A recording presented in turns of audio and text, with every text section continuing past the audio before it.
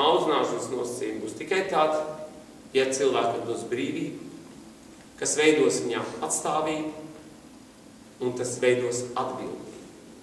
Cilvēki, kuriem nav dota brīva izvēle, nekad nevar būt patstāvīgi, un viņi nevar uzņemties atbildību. Sākot ar jebkuru ģimeni, kur bērns, 3 gadu vecumos saka to mistisko vārdu pats. Un mamma saka, ko tu pats? Es to izdarīšu. Man tas ies ātrāk, man tas ies veiklāk. Līdz viņi izaudzinājusi, ir pilnīgi cilvēki, kurš nav uz patstāvīgi spējīgi. Varbūt tas ir viņas mērķis, man grūti teikt, nebūt vientuļai, turēt bērnu pie sevis, nepalaist viņu dzīvē vaļā.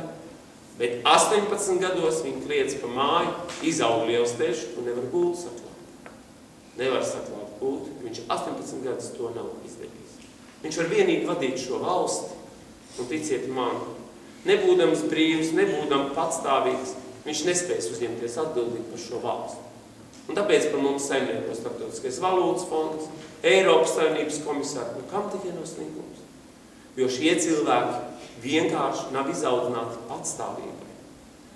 Un to mēs mēģinām darīt arī savienībā, un tie, kas ir man kopā strādā, zina, ka man ļoti grūti strādāt, jo es esmu ārkārtīgi neiecietīgs pret to, ka cilvēks nevar pieņemt lēmumu. Pieaudzis cilvēks nezina, viņš nespēja uzņemties atbildību. Kā tas rodās? Tas rodās, protams, no tā arī, ka ģimenē mātes naudas pelnīšanas nolūkos atstāja bērnus jau pirms gada.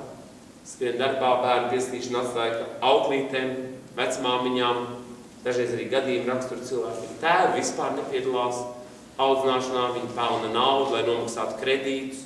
Tas ir mūsu dzīves, tas galvenais sāls, ar ko mēs visi esam tagad saslimdināti. Skolā skolotāji arī jūs sēžošie un ļoti daudz, kurus es pazīstu. Es godīgi teikšu, ar vienu netiek novērtēta bērna griba. Ko grib bērns?